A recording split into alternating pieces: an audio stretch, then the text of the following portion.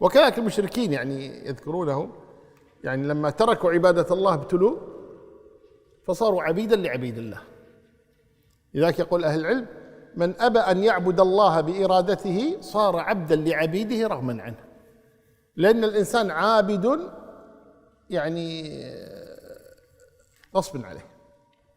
أي إنسان ما يستطيع إلا أن يكون عابدا، لا يستطيع.